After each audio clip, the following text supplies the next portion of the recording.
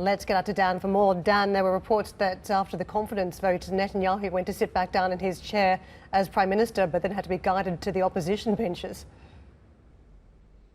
That's exactly right, Karen. So somewhat of a mistake there from the former Prime Minister, but nevertheless, he's now been relegated to the opposition benches forevermore. Naftali Bennett is Israel's new Prime Minister after winning Sunday's razor-thin vote of confidence in the Knesset 60 to 59. And if all goes to plan, Bennett is going to serve as Prime Minister until 2023. Then he's going to hand the reins over to Yair Lapid, who starts out as Foreign Minister. And in his first address to the nation, the Prime Minister vowed to heal old wounds and get Israel back to business. Listen in. We are at the start of new days, hardships. It's not an exaggerated word in this case. The hardships of establishing the unity government is behind us. And now the people of Israel, everyone, is putting their eyes on us, and the burden of proof is on us.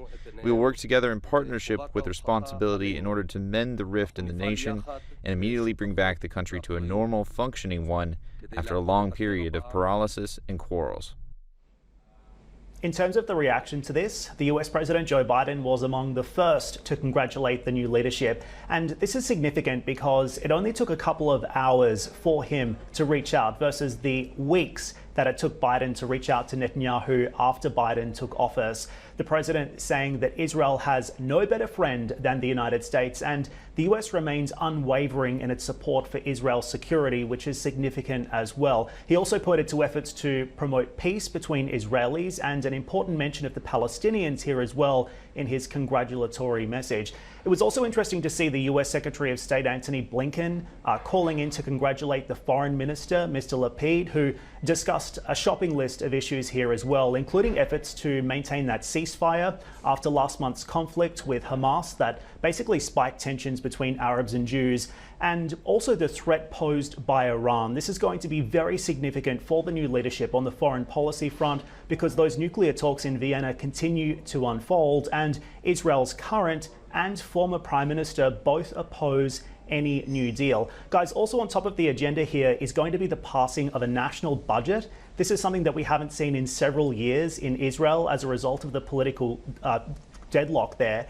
And when you look at the situation on the ground, Bennett is basically inheriting an economy that's still recovering from this spike in unemployment, widening inequalities, rising government debt as well out of COVID, even with the Bank of Israel forecasting growth of around 6.3% in GDP this year. In terms of what happens next for Bibi, well, look, you're right, Karen. Netanyahu lashed out at his rivals in his final speech in office. He has vowed to topple what he calls a dangerous government from the opposition benches.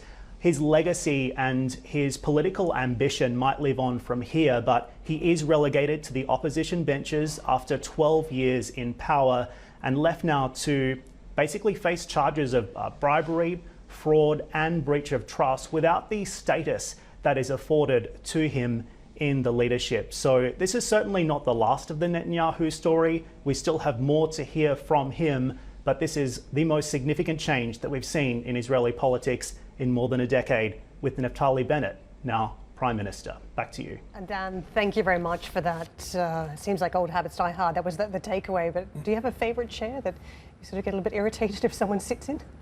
No, but I think it is. I mean, chairs seem to have figured quite prominently, don't they, in political moments quite recently. It's a level of comfort, isn't it?